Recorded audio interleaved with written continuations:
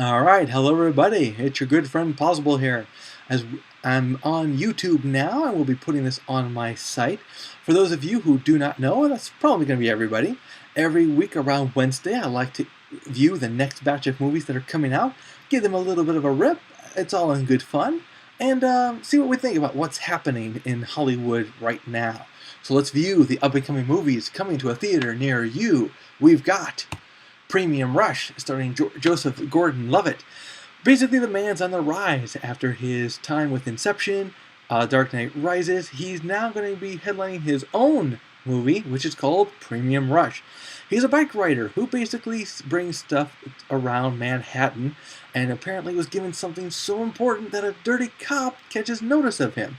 Now it's a cat and mouse game around Manhattan to see if he can deliver it in time, if he can destroy it, if he can give it to the right people, or if he'll even have lunch. Who knows? These movies can be very exciting, very thrilling, so I'm going to recommend you see it. I think it's going to be worthy.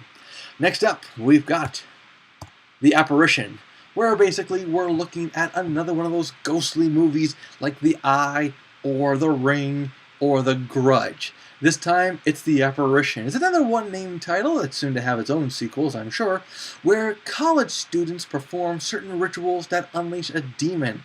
Gosh, you think they'd have better things to do with their time. They're in college, after all. But anyway, that's not the point. The point is, it's the same old thrills, it's the same old chills, and I think it's kind of warm up to it now. So let's pass on this one. Next up, we're going to have Hit and Run, where Dan Shepard is going to try to get his gal, Kristen Bell, over to Los Angeles as soon as possible without his old buddies that he betrayed out to get him. Tom Arnold plays his witness protection officer who tries to keep him safe, but he needs to get his lady over to an interview. What better reason to risk your life for, I guess? I don't know. Anyway, it's got the same kind of gross-out sophomore humor that Wedding Crasher brings, Hangover, Bridesmaids.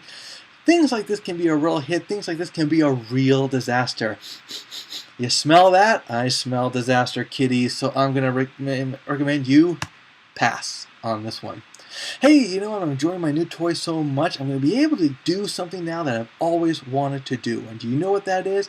I've always wanted to take some time to talk about the movies that are coming out that are not coming out to a theater near you, but they are going to be released in limited release.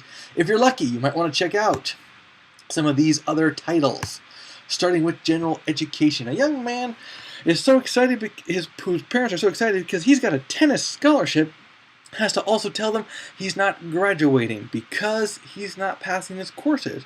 So now he's got to go to summer school without Mark Harmon, I might add. Oh boy, did I just date myself with that joke or what? Yes, he's going to summer school where he's going to find true love at some hot chick who's going to convince him that it's better to go to school and get an education than to be a pro tennis player. Oh, did I just give away the plot? I'm sorry. I can do that sometimes. Next up, we got Little White Lies from Belgium. Yes, it's not just a place for waffles anymore. We got a group of friends who are going on their yearly vacation who suddenly one of them gets into a life-threatening accident. The others start to go a little crazy, and with all the emotions and fears and doubts, everyone start revealing their deepest, darkest secrets to one another. I don't know, I guess you just can't trust people anymore. Next up, we got Sleepwalk With Me, where a young, budding comedian is trying to take his act to the big screen. Think of it kind of like a Katy Perry, only without the name recognition. I'm hearing it's pretty good. It's comedy, so you got some few jokes there, here and there, so it must be funny. Speaking of funny, or maybe not, we got Revenant. A Revenant apparently is supposed to be a articulate zombie, as opposed to the brains zombie, who has to drink blood. Wait, Afterlife, who has to drink blood? Isn't that a vampire? Articulate? Anyway, a Revenant, though, is in this case an Iraqi war veteran who becomes a zombie, and they realize he's a Revenant, and that's all we know. They really didn't tell us anything else about this movie, so who knows? They say it's a horror comedy, and I don't know if those two really go together, but that's just me.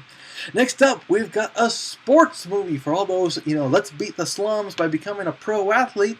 We've got Brother, where these two boys raised as brothers are trying to become soccer pros and thus, escape the horrors of the slum life. but violence breaks out, and it's going to be a very deep movie. It's going to be a very heavy movie. And finally, speaking of heavy, we end with Samsara. What's it supposed to be about? I'm really not sure. Basically, we got 5 years, 25 countries, and we're filming them throughout the 5 years. It's visually stunning, from my understanding. These movies can be touch and go, so I leave it to you to decide whether they are worthy or not.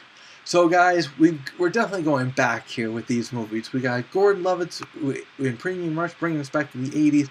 We've got the Hit and Run bringing us back to the 70s.